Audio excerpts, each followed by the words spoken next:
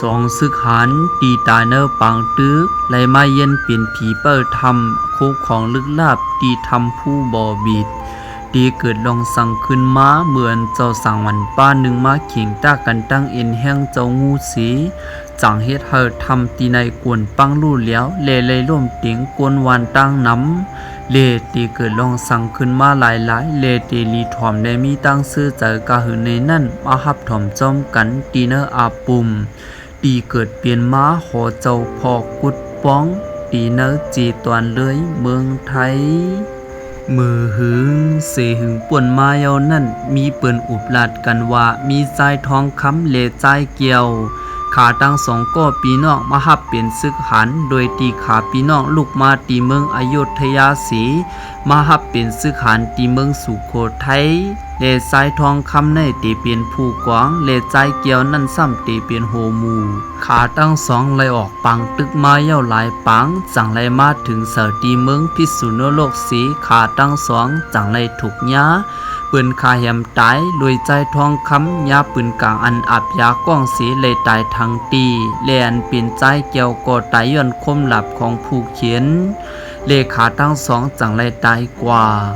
เวกาลองขาตั้งสองอำไปสุดสิ่งก็เปวาเนอลุกมึงกวนขาตีตายเย้าสีตาเนอลุกมีเย็นขาตั้งสองตึกกว่าจอมกันเลขาสั่งเลยขึ้นกว่าอยู่ตีทำร้อยผู้บ่อบิดสีตีในเป็นทำอันหางลีเลกวางเยอไผ่ตั้งเนอทำในโกเตมีเกี่ยวเวียนเงินคำตั้งนำตั้งหลายสีขาตั้งสองปีนอกจังเลยมาเย็นเปลี่ยนเจ้าโปเปิดทำตีในสี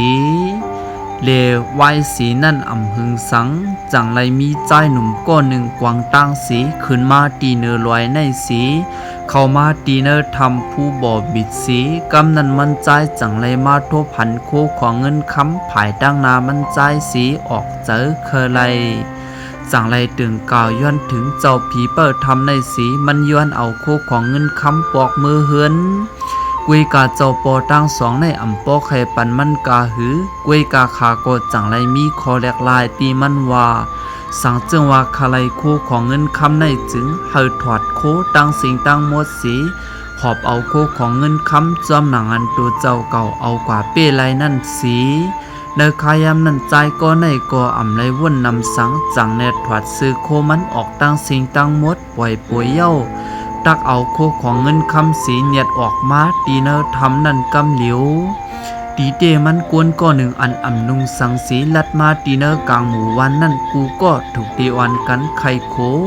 กุยกาณวันเมื่อในกูก็เอาสายตากว่าจับว่าอยู่ตีเงินคำอันใจก็ในเอามาตีเนอทำนั่นสีอ่อนกันอ้ามคอยมันใจเลกำนันกวนเปลี่ยนกวนตีเนอหมู่วันหัวมันใจเจอล็อกไล่จึงหือเสียไรมาในโก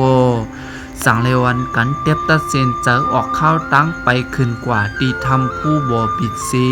เดี๋ยวมือนั่นจิมยิ่งจิมใจสั่งเลวันกันถอดโคสีมาเอาโคของเงินคำในรวยตีเพิ่มไอกันสีเลเตียวมือนั่นมากวนก่อจังเลวันกันหยุ่มย้ำเดนับย้ำเจ้าปอตั้งสองเตเตวา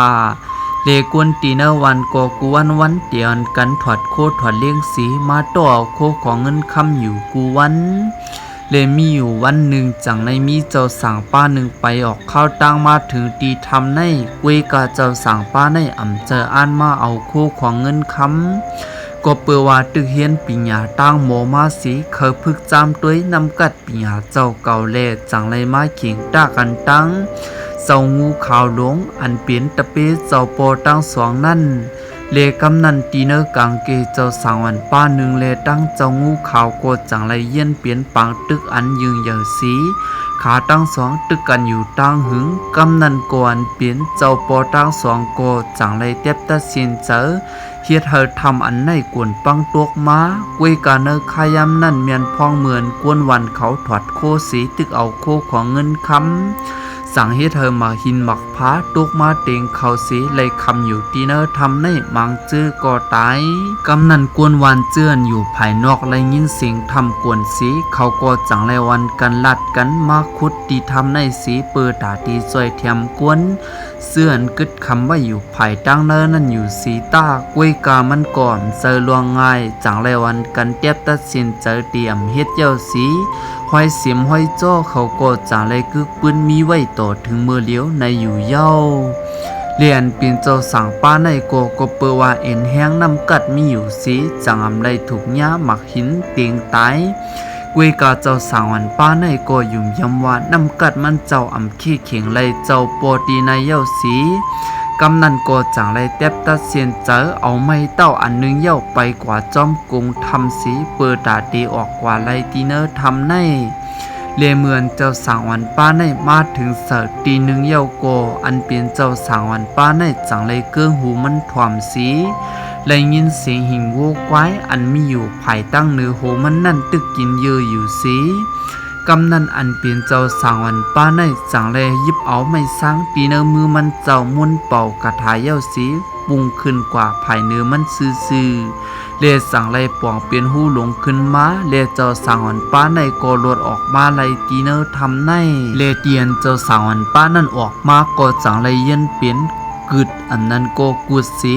เลกำนันก็กึกปืนไว้อยู่ตีนั้นว่าเปลี่ยนกุดป้องในอยู่เย้าเรียนเป็นเจ้าปอตั้งสองก็ยุ่มยำว่าตีเนอร์ทำในเป็นเจ้าหือก็เตรียมมีลองกัดเย็นสืบกว่าเทงเย้าก็เปิดกวนวันไล่มาลู่ตายจอมน้ำขาตั้งสองก็จังไล่เต็บตัดสินเจอตีไข่ติวดันเศร้าสีจังให้เธอเจ้างูในกว่าจอมห้อยเจ้าสั่งป้านั่นสีมาถึงเสิร์ตีกุดตีในสีเลียนเป็นเจ้าปอตั้งสองก็อันกันมาอยู่เศร้าไว้อยู่ตีในสี